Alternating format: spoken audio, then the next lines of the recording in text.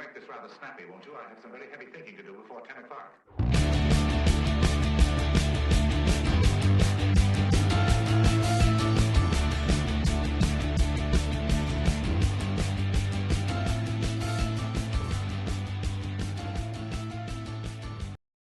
There we go. Good morning, everybody. I'm Terry, and welcome to Get It Right Texoma with the trio. And as I said, I'm Terry. And I'm Trey. And we got Mike Hendren, who's our podcast partner in the sky. He's always keeping an eye on picture's right up here. You'll see it when we have our third person. Yes, it's you right. You see one little corner of it. Yeah, right maybe. Yeah, we'll get. Oh, you know what? We need to move it over here. There you go. That go. way. All right. One of our two person. All right. Head's in the way.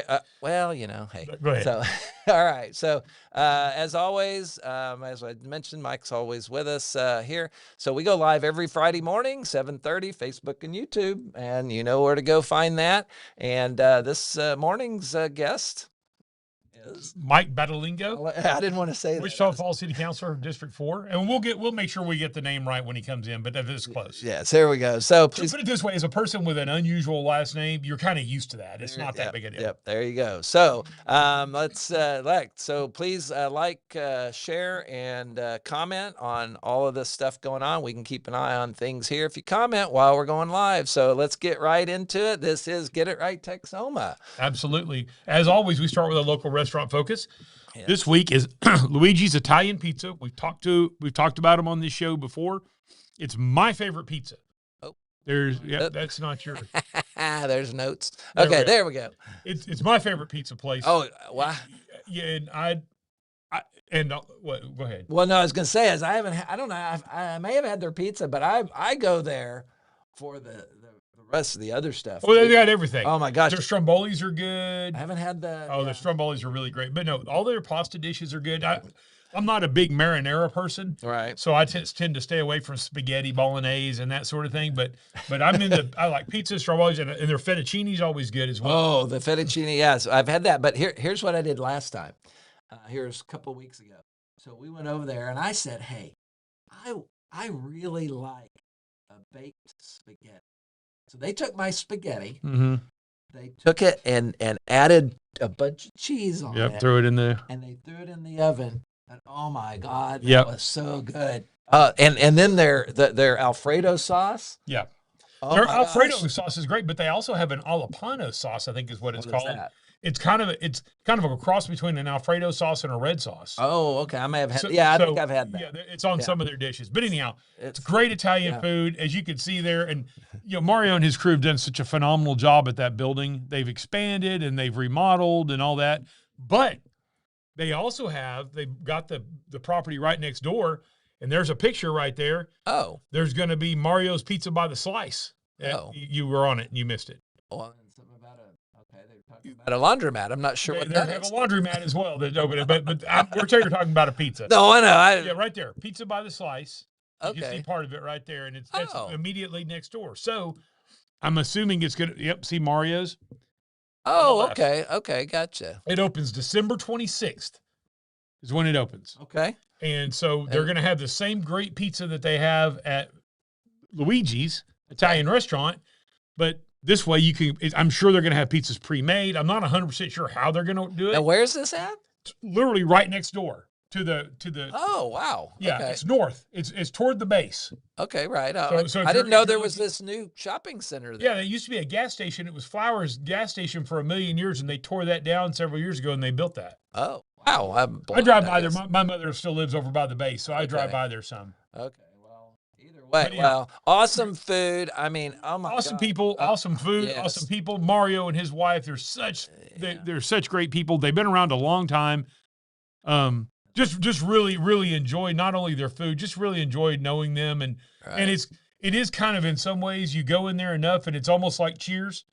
Hey, they know your name, and that's what because it's not a huge restaurant. It's there's plenty of tables because of the way they built it. Oh yeah. But it's not like it's some massive restaurant like one of the box.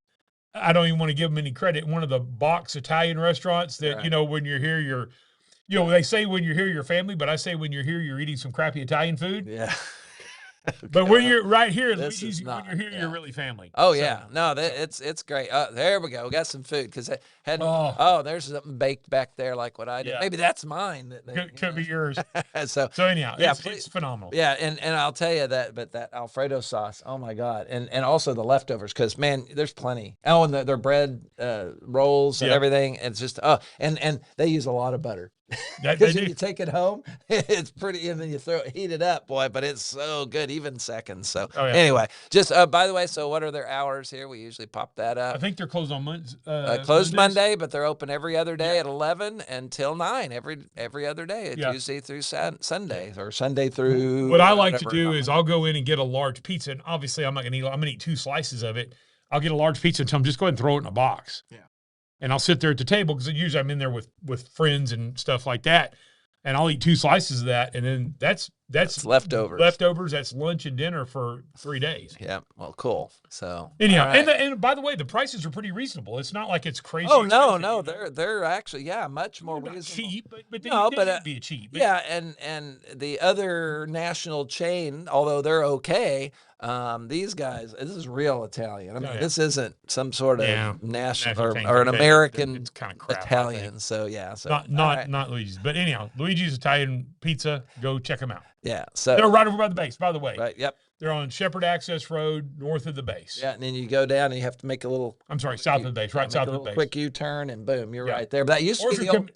Oh, go ahead. If you're coming from the base, you just pull. Oh yeah, absolutely. It used to be Bogart's. Bogart's Deli. Bogart's Deli back. And then it was then it was a barbecue restaurant for a while. Well, and I think this place they've been here a lot longer than the others, I'm mad. Probably so. All right, so.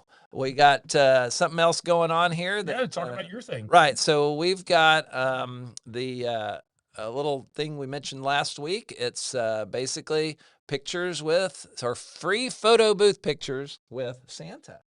And it's going to be it's put on by we're sponsoring it, MacTech Solutions and Tim Lockhart of Keller Williams Real Estate. And then we got a few others there. There's a Arts Home Exterminators, Home Pest Exterminators. A friend of mine works for them. Oh, okay. Yeah. Well, then anyway, so Duck Coffee 1 to 3 tomorrow. Used to be Odd Duck Coffee. Same place. Duck, yep. And Duck Coffee, we've got 1 to 3. We're gonna have Santa there, some coffee and whatever. And by the way, get there early. Don't wait because you don't want to wait till 2:58. Yeah. And there's 16 people in line. Don't be an asshole. Right. Get there plenty of time. Get there early because they may be a huge line at this thing. So I'm hopeful. So it very well could be. Yep. So. I know that Marjorie's Bakery had the Grinch show up or something like that, and I heard they had a line down the street. Okay. Well. Okay.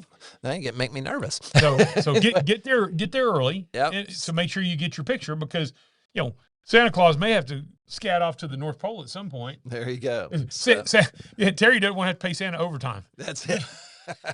All right. Well, good deal. Well, we'll hope to see you there.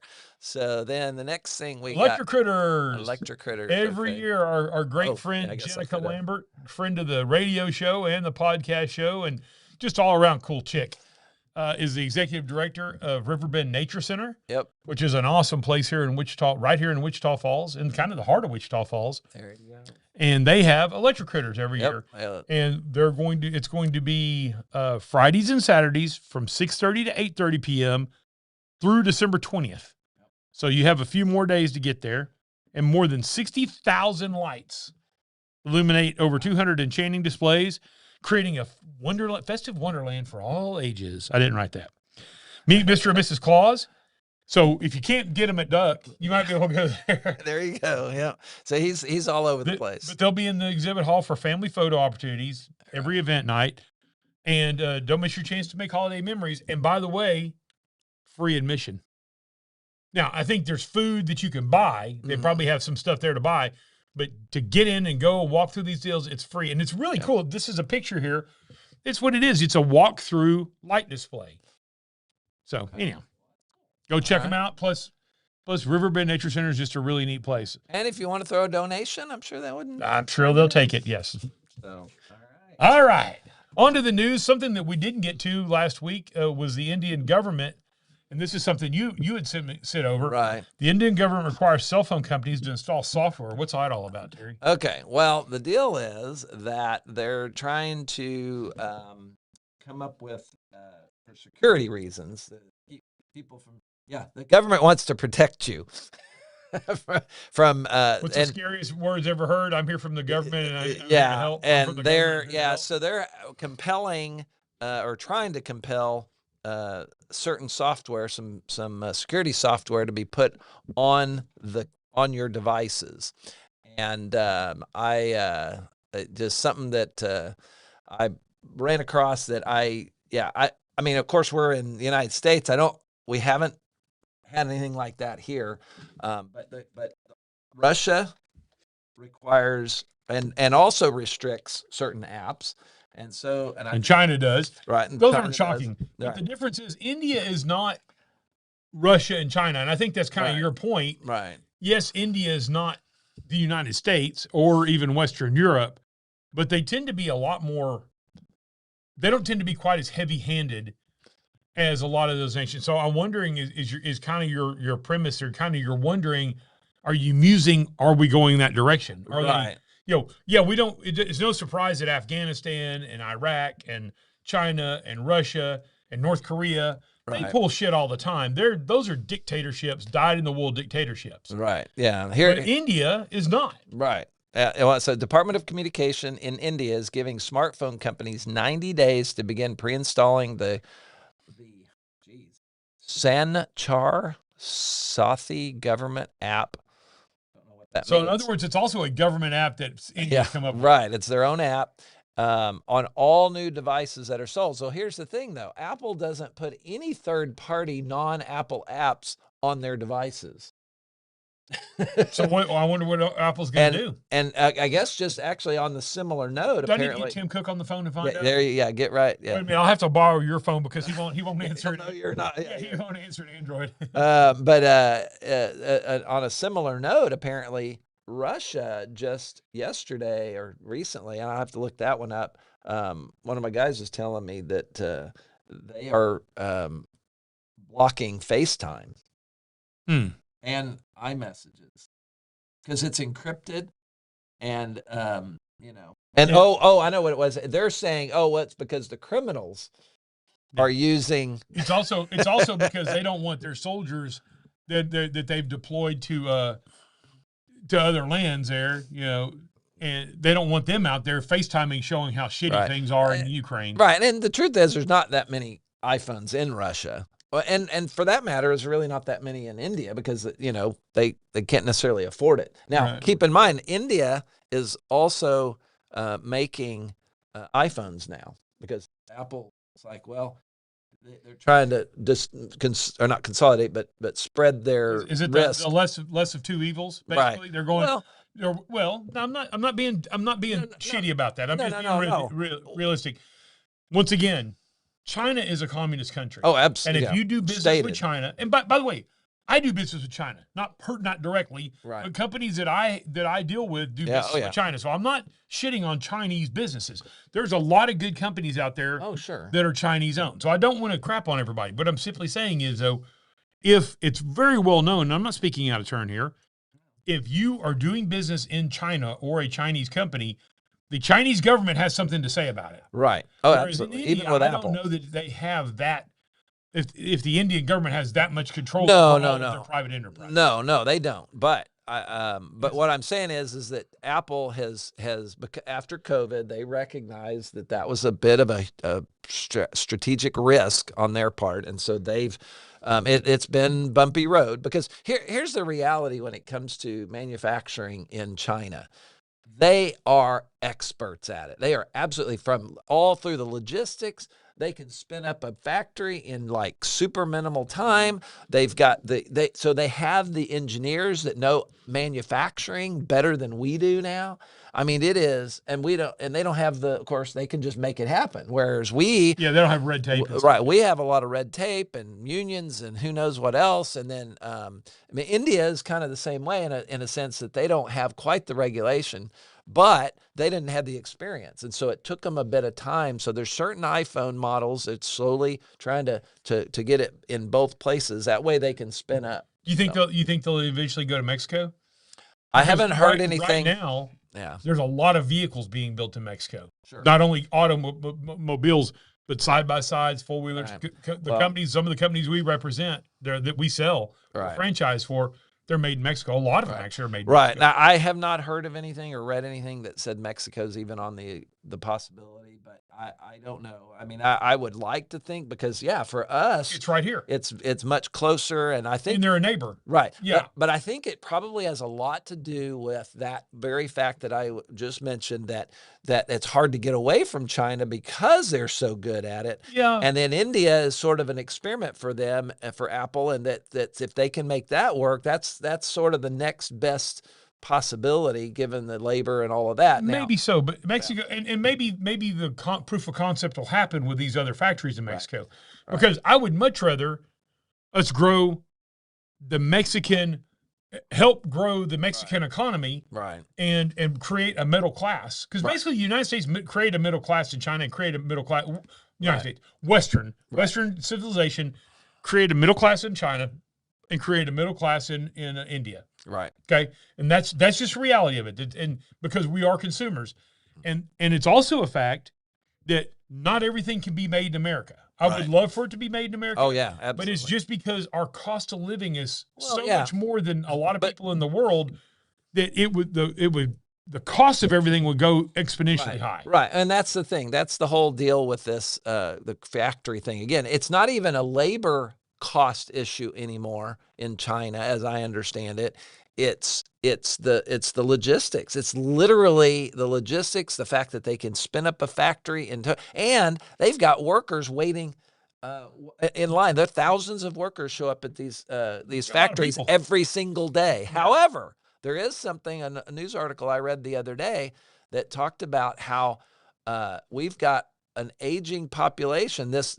So they've been doing this so long now with restricting the how many children and boys and girls and all that, and abortions, and then that there's now going to be a significant number of people retiring. So there's a bubble in a way, or maybe a pit, I don't know, whatever you'd call it, but they're going to have a major shortage of workers coming up in the next 10 to 15 India years. is going to pick up, and hopefully Mexico. Right. So anyway, so there you go. Closer to home. All right. New RV park approved near Jacksboro Highway and Rathgeber Road. This following the city council's approval of rezoning about 18.5 acres for general commercial use. The RV park will feature approximately 90 pads, complete with amenities and a clubhouse, and the development is expected to enhance and housing options in the area. Because the city, we've already started, but we're about to experience a huge boom in construction.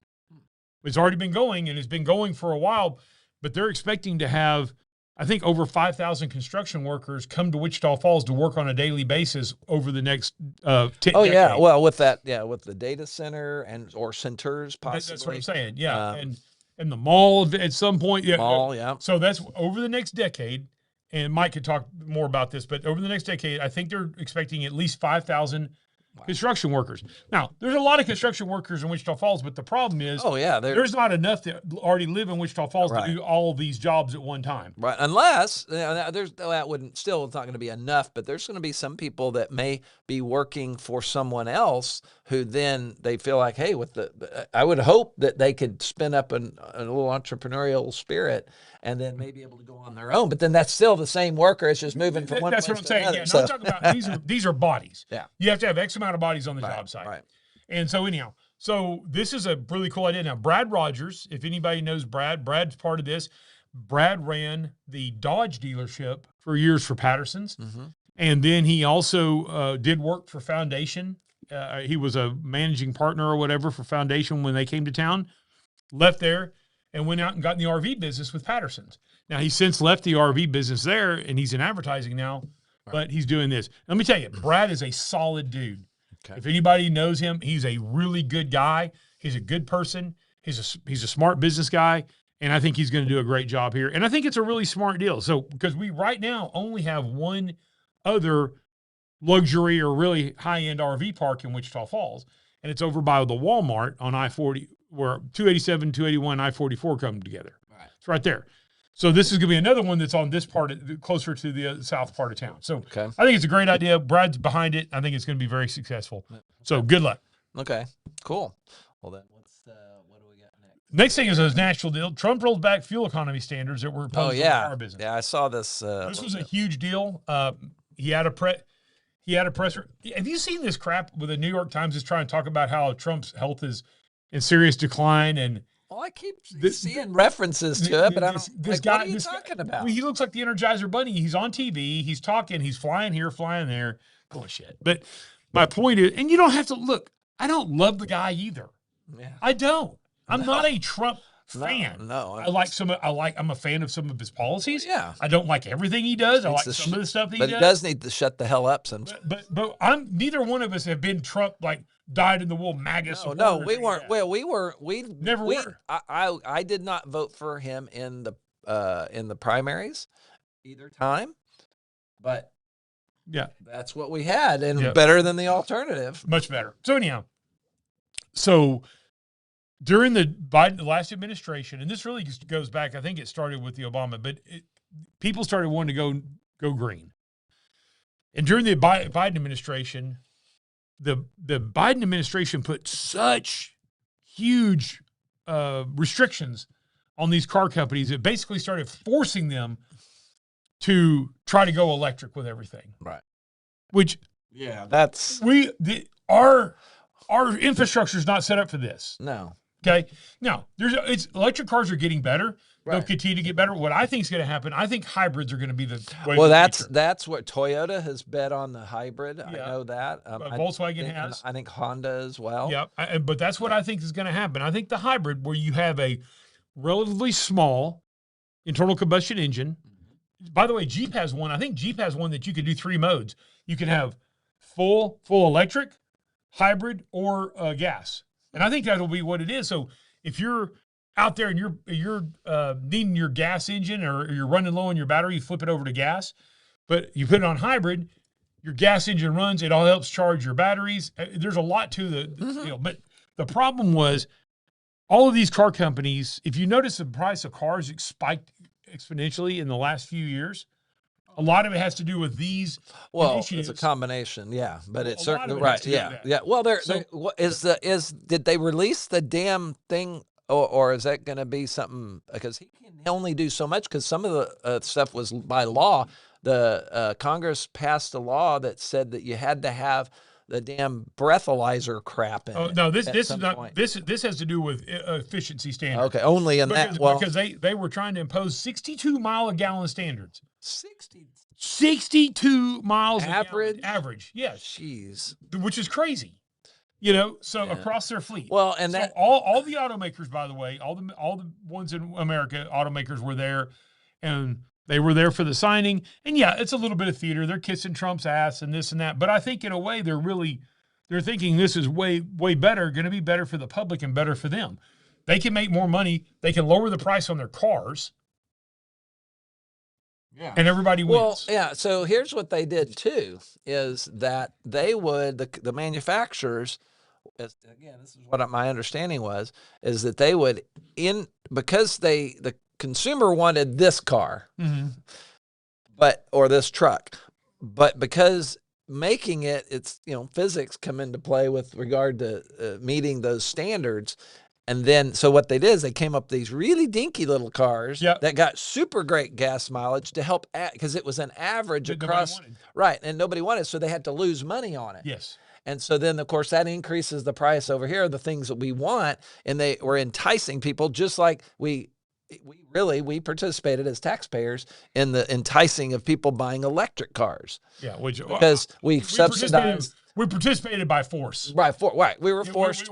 We were not. We didn't have a choice, but they didn't put out for a vote. Right, and so it got put. And then so that your friend, your liberal friend who bought their Tesla at the time, they don't like him anymore. But anyway, when they bought that car, then they got I don't know, was it 5,000? It's a pretty good tax rate. So my son bought a Tesla back in those days and got a pretty good tax rate. So, but anyway. So look, there's nothing wrong with electric cars. And if you want an electric car, get an electric car. There's nothing wrong with hybrid cars. There's nothing wrong with gas-powered cars. The fact is, even the biggest gas-guzzling car now still gets way better gas mileage than they did years ago. And they're cleaner anyhow. By the way, do you remember when you were a kid, if somebody started a car up, like in the 70s, a 60s or 70 model car, started up like inside a parking garage, it was oh yeah. You know, well, but now, and it was lead gas, so at some point. But now, because of all the catalytic converters and that sort of thing, it's a lot cleaner. Oh, sure. But now the other side would argue that had the environmentalists not pushed so hard to get some of these laws passed, that we wouldn't have the same clean energy or the cleanish, the more efficient. It goes back to the same thing that happens all the time with the left, though. They start out with a good idea. Right. And the catalytic converter was a good idea. Sure. Let's push for this. Let's get rid of the leaded gas. Let's push for that. But then it's like, now screw that. We want to keep going. It's called progressive movement because it constantly progresses. Right. And it's no matter what you do, it's the next thing is. It's never good enough. You're going to, oh yeah, you did this and this. Okay, we want this and we want this. And I'm going to tell you, I think that there's some nefarious people out there who basically want people not to drive cars. They're pushing for public transportation. Oh yeah. And all that. They want it. But once again, when that happens, the whole reason behind it is control.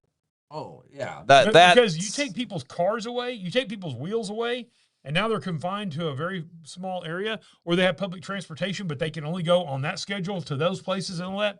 Yeah. It's bullshit. So, by the way, keep out of everybody's car business. Let's do things that make sense. And look, I want to continue with development of electric vehicles, and they will, but let the market determine it. We're not almost out of gas. Right. We got plenty of time here. And by the way, all the gas companies are, the fuel companies, the petroleum companies are investing in other forms of technology.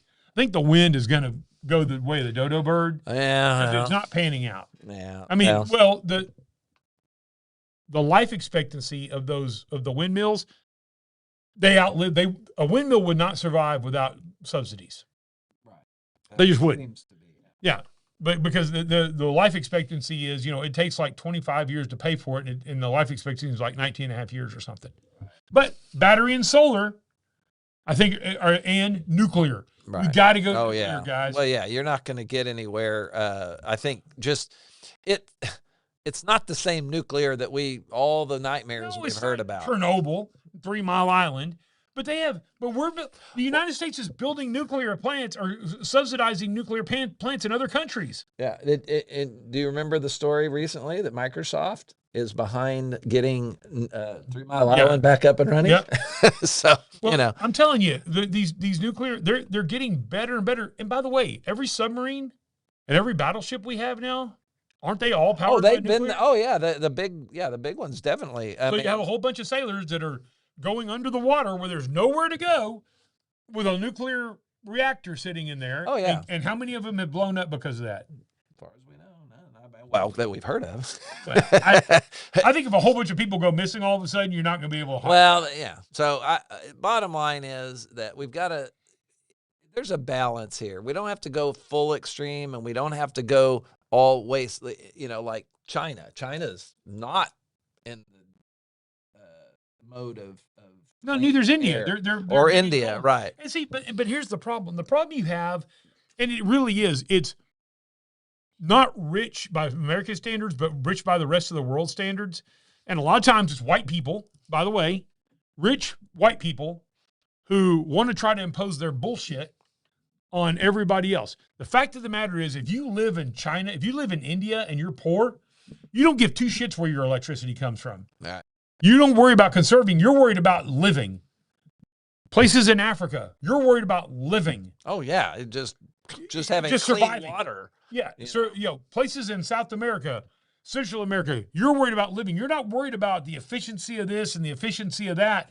And it's BS to try to impose our Western values on all of those people when it comes about using their stuff. It's the same thing as I don't think we ought to impose our Western values on on the rest of the world in democracy. If you want it, fine. If you don't want it, live the way you want to live. Right. Well, just don't bring your bullshit over here. But it's, of course, and then it comes down to resources. Okay, oil, and now batteries, and I'm not saying we don't protect our resources, but I'm talking about I don't care about whipping democracy on anybody. No, but it's coming into that we have influence over these areas.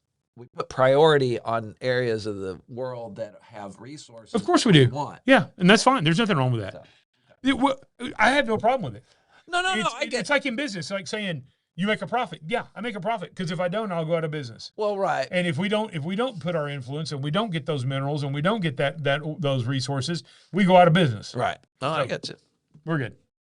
All right. Wichita County. Yeah. What's going on? I don't know anything about it, but apparently it's right there. Wichita County Sheriff's Office operates an inmate work program that assists local nonprofits. So no, I didn't study up on this one. So this this program supported Christmas in Action for years. Okay. Helping to build and assemble parade floats, and then also goes and helps working with military veterans with essential home projects. Okay. And the elderly, and various manual tasks help reduce nonprofit costs. In other words, right. If you have inmates that are doing it as opposed to hiring a contractor, right? No, and you can be manual. And by the way, right. They're not going to send Henry Lee Lucas over to your house. That's an old reference. I don't know who that is. Or Ted Bundy. Let's assume somebody. Henry Lee Lucas was a serial killer in Wichita Falls. This is before your time. Right. When I was growing up, yeah, Henry Lee Lucas was a serial killer who did, I guess, in Wichita Falls, the closest I think he killed a lady in Ringgold, which is really close. But he was a serial killer that operated in this part of the world. But Ted Bundy, everybody knows that. Okay. Jeffrey Dahmer, they're not going to send Jeffrey Dahmer to your house. But they're going to send people over who are probably have made mistakes, that are not violent criminals, that have made mistakes and they're serving their time. Yeah. They considered, is that the term, trustees? I don't really know if that's the case. But if you're interested in this, now, if you're Terry, don't call one of them and ask them to come do something at your house because that's bull. This is for people who are in need. Terry can afford to do it himself or right. Well, contract. Right. Yeah. But this is a program that and I'm assuming they're not necessarily forcing these inmates. No, I don't think they're probably asking because they probably want to get out. Oh, that's what I'm saying. I'm sure. Yeah. I doubt they're out there with whips and like the slave. Like they're not building. It's not a chain gang either. No, probably. No. No, I'm sure. I'm assuming think about it. If you were in jail. Yeah. Well, you want to get the hell out of there? Oh yeah. So I imagine. So it's a volunteer program. Right. Volunteer program on all. They don't want people fronts. there. They're going to be a problem. They want people there who want to be there, who are not going to be a problem. They're not going to be a flight risk, and they're not going to be, Right. It's like because they go out there, and I've seen them working out there, and there's several inmates out there weed eating or something like that, and there's one guard out there. Right. Well, theoretically, there's 10 guys out there, there's one guard. Right. Who's going to win? Right. The 10 guys will. But the fact is, why would they? Because they're going to not outrun you can't outrun that radio. Right. Well, there's always a risk, but its chances are they screen them ahead of time. Yeah. They do all of they Wichita County Sheriff, and by the way, the Sheriff's Department does a great job. They want to be sure that they're keeping the public safe. That's their number one priority as well. Right. So they know there's no way that they're going to send people out that if they feel like they would make the public marijuana safe. charges, they're DWIs and stuff probably like that. Yeah. Probably that. I don't know for sure, but I would imagine that would be the case. So, well, that's cool. That's a good thing that they're doing. And again, I can't believe they're forcing these guys. That makes no sense either. No. I'm sure that this is a volunteer program.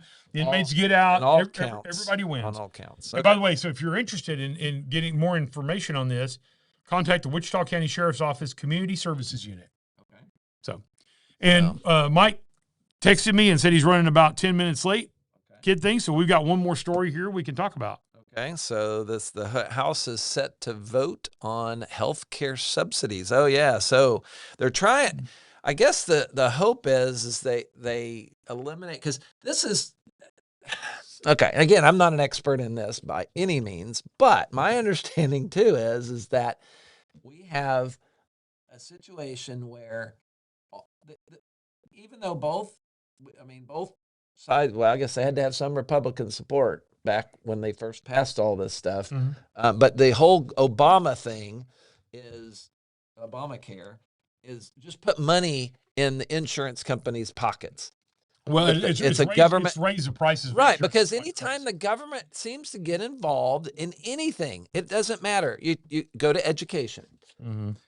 And of course, we know healthcare, but they were initially involved heavily in healthcare before Obamacare, just from Medicaid, Medicare, and then of course all of they already have military retirees. That's a pretty significant number. Of course, that's a difference in that we earned it. We did 20 years, right? Yeah. Whereas, what does Congress take to get a retirement? Not much. 5 years? Is it 5 years? I think Marjorie Taylor Greene. Right. She's extending around, which I don't blame. By the way, when that came up, it's such a big deal. I don't blame her. I don't blame her. Why wouldn't you? It's part of the job. It is. I don't have to like it, but it's right. part of the It's job. the rules. It's the way it is. There you go. It's done. That's what we know.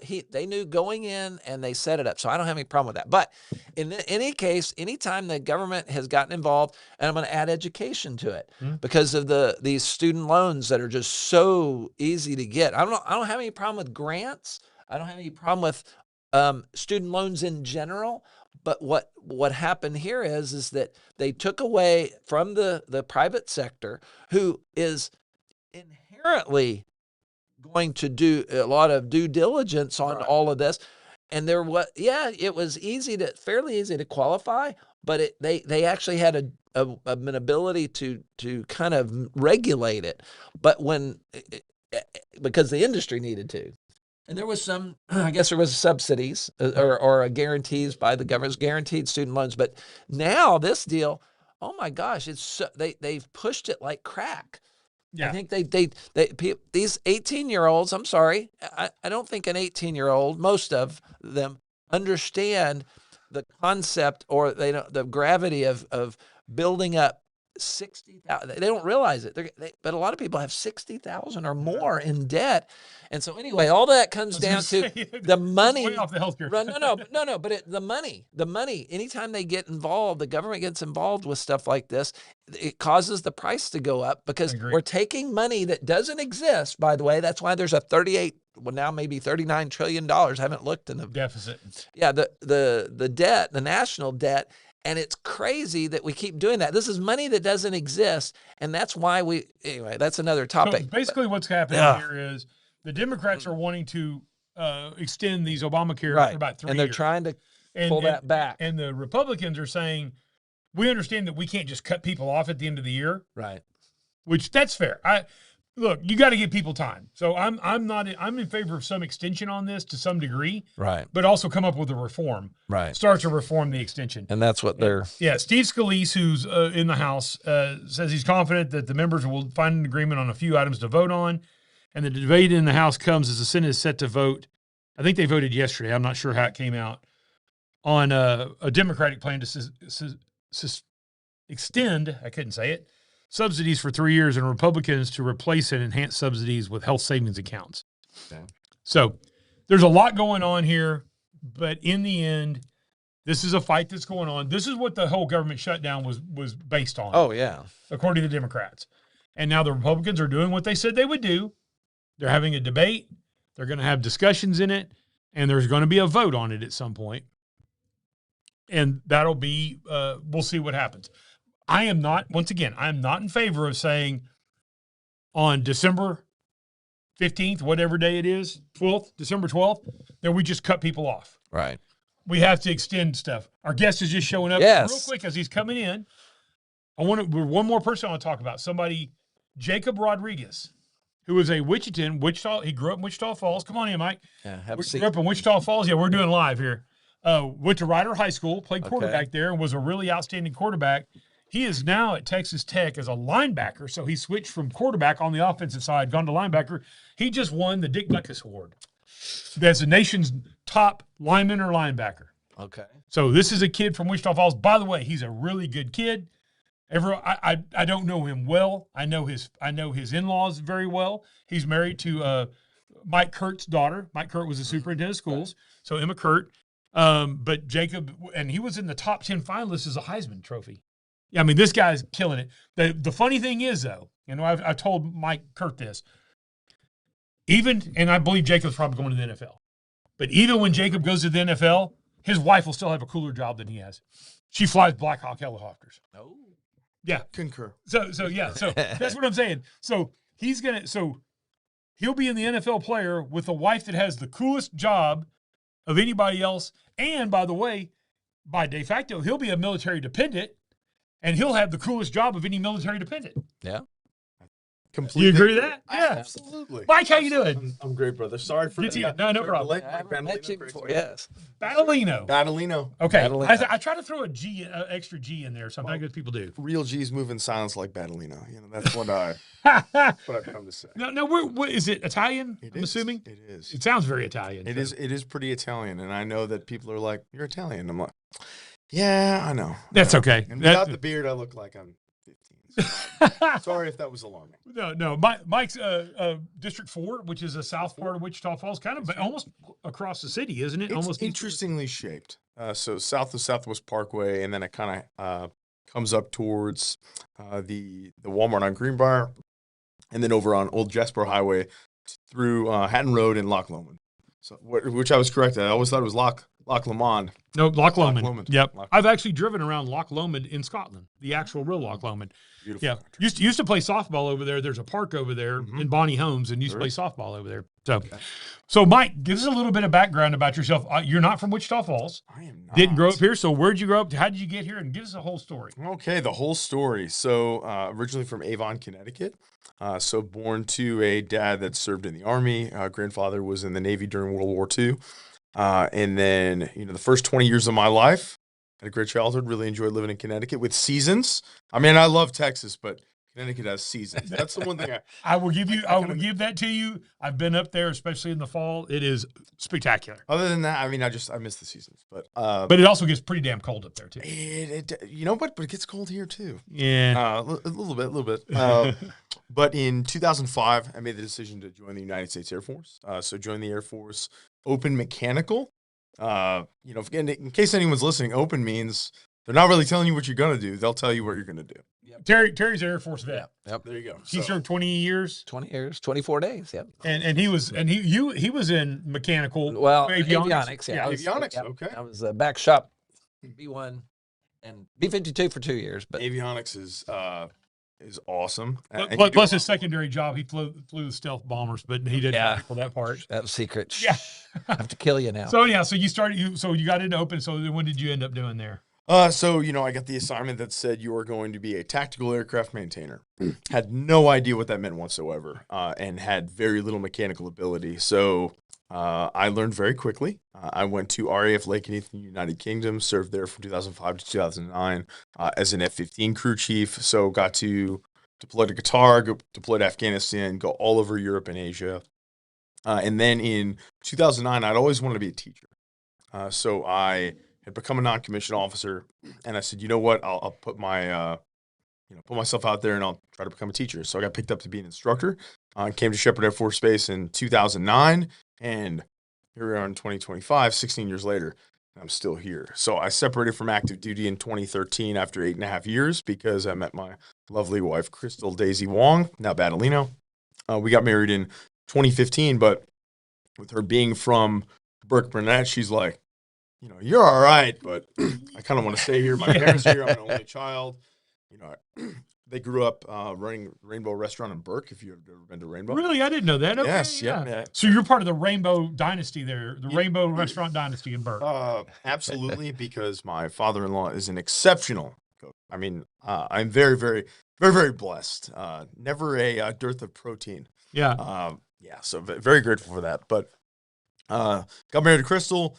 We have 2 kids together, so we have Ella and Liam.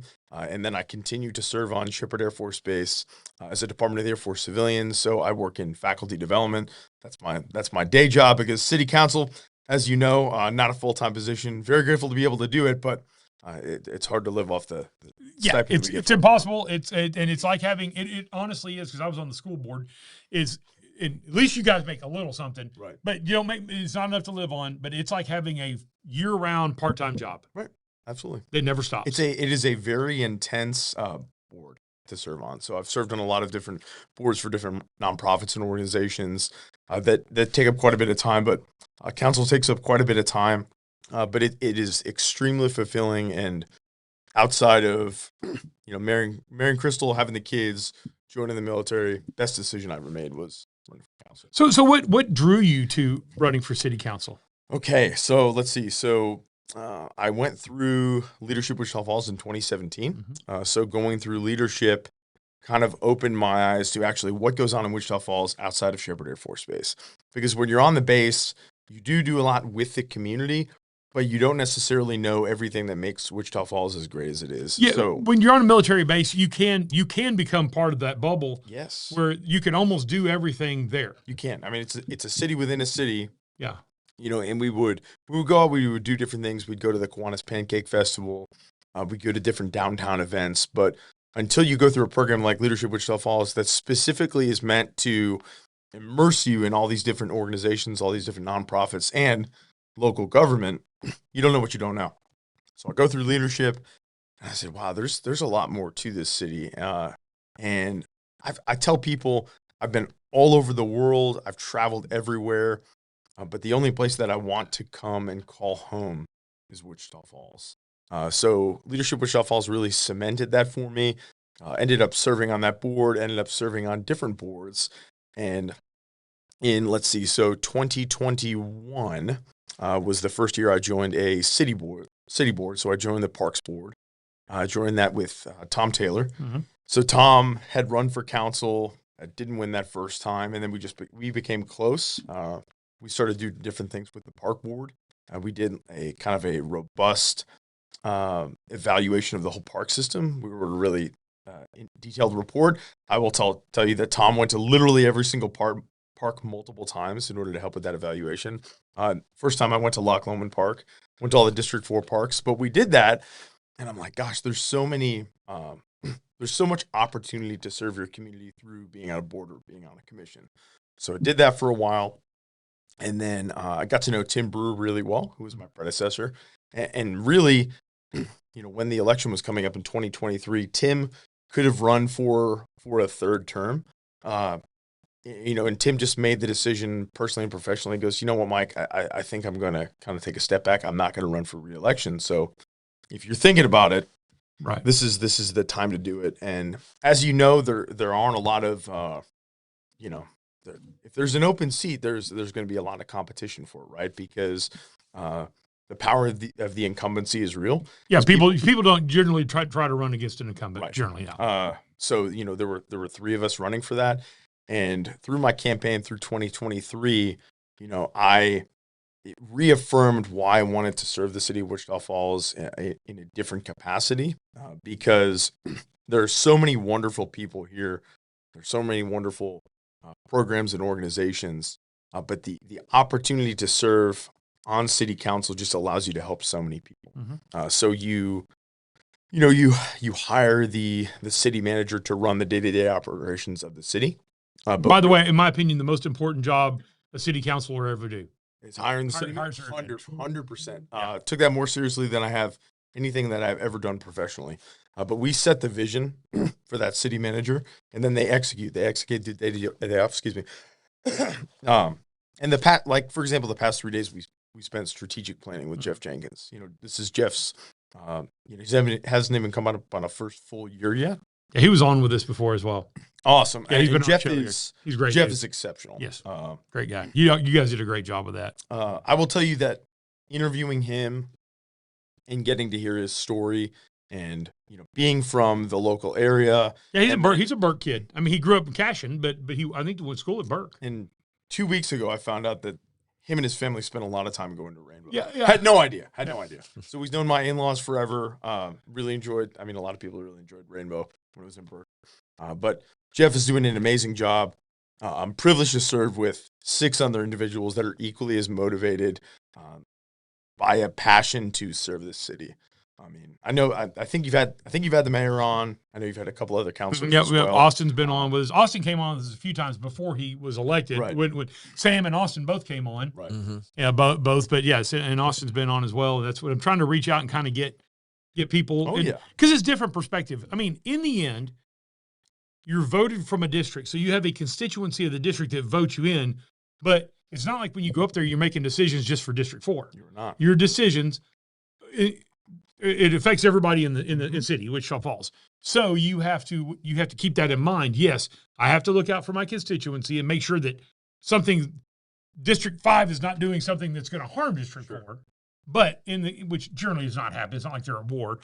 But generally, it's one of those deals. I have to make a decision, and what's best for the citizens of Wichita Falls. And there's not a $250 million District 4 budget. No. It is a $250 million city of Wichita Falls budget. Yeah. But the people who call me the most, send me the most emails, they're District 4 residents. And if they're not in District 4, I said, hey, I can help you, but here is your counselor. Right. But those are the folks that, I take the calls about their issues with permitting. They're like, I don't understand this process. How do I do this? My neighbor's dog keeps getting into my yard. There are a lot of raccoons in my backyard coming from the neighbors. My neighbor's yard, their grass is 7 feet tall. Yeah. How do we fix the streets? How do we fix the alleys? Yeah. All of those different things, right? And I will tell you that through strategic planning the past few days, what we found talking with one another is people just want to feel heard, like someone cares. Absolutely. You get an email, you get a phone call or a text, and you call that person back or email them back, and they're like, I can't believe you responded to me. Mm-hmm. They're like, you're probably busy. I'm like, sure, but that's literally my job, is making sure that your quality of life is maintained and improved, right? I mean, you pay good tax dollars to have a city that serves you well, and it's my job to make sure that happens. So yes, if there's a pothole and you're almost snapping an axle, you're busting a tire going through that, we're gonna get that fixed.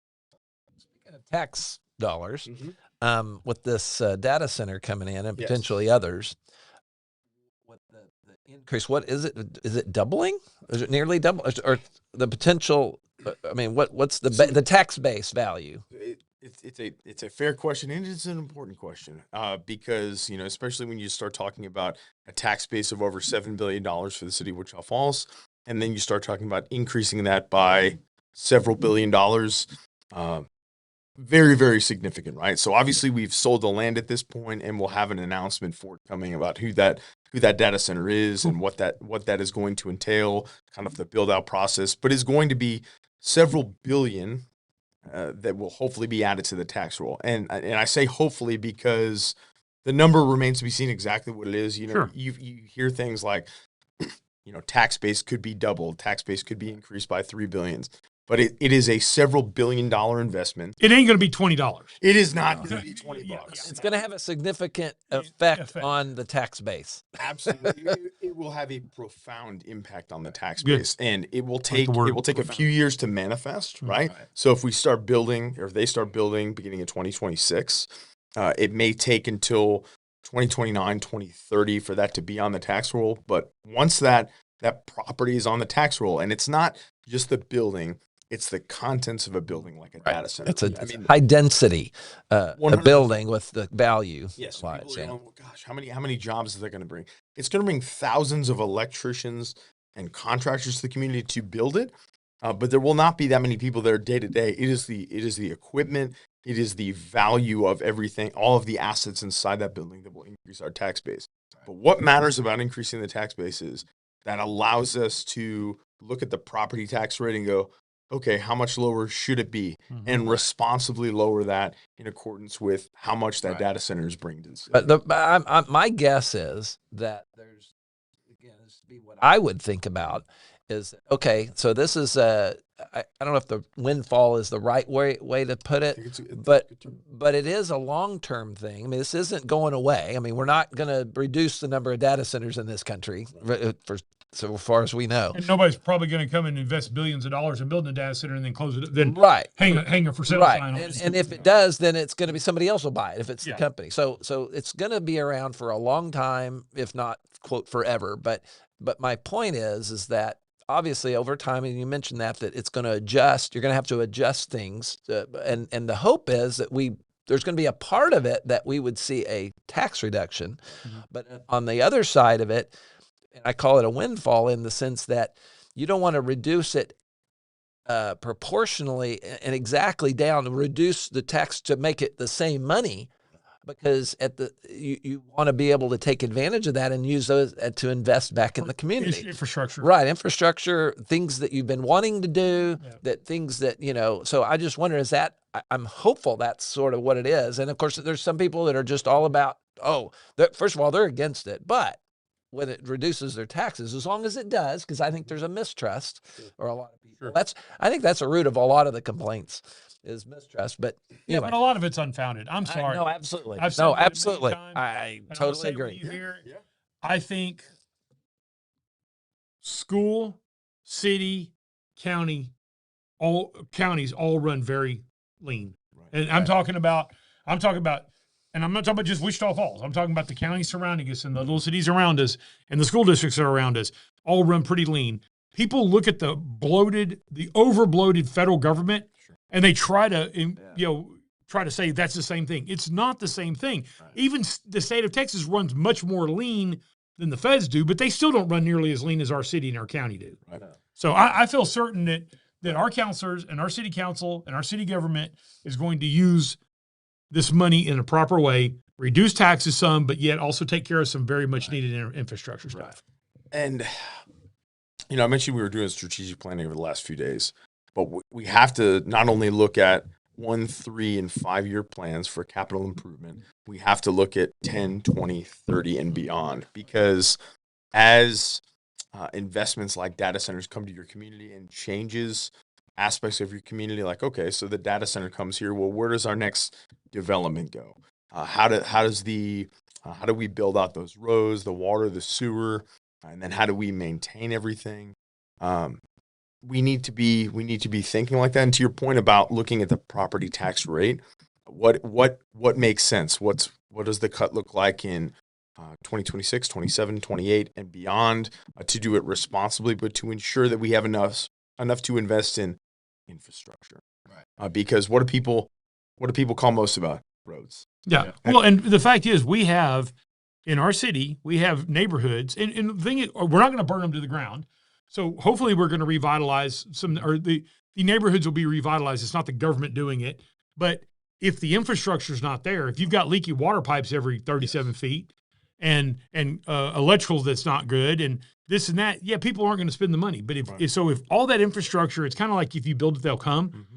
That infrastructure has to be done. It's like, okay, this is an old house that was built in 1947, but there's a new water line, a new trunk that runs all the way through here. So all you got to do is fix that plumbing to there. Sure. You don't have to worry about the streets and stuff. That gives people more confidence to invest. And we're, to your point about, it's not the city buying up these properties and then rebuilding it, but we are putting things in motion to enable, private companies, individual citizens to do those sorts of things, to go, okay, well, yes, I have this lot here and there's an old home on it, but I can demolish that and I can rebuild this entire neighborhood.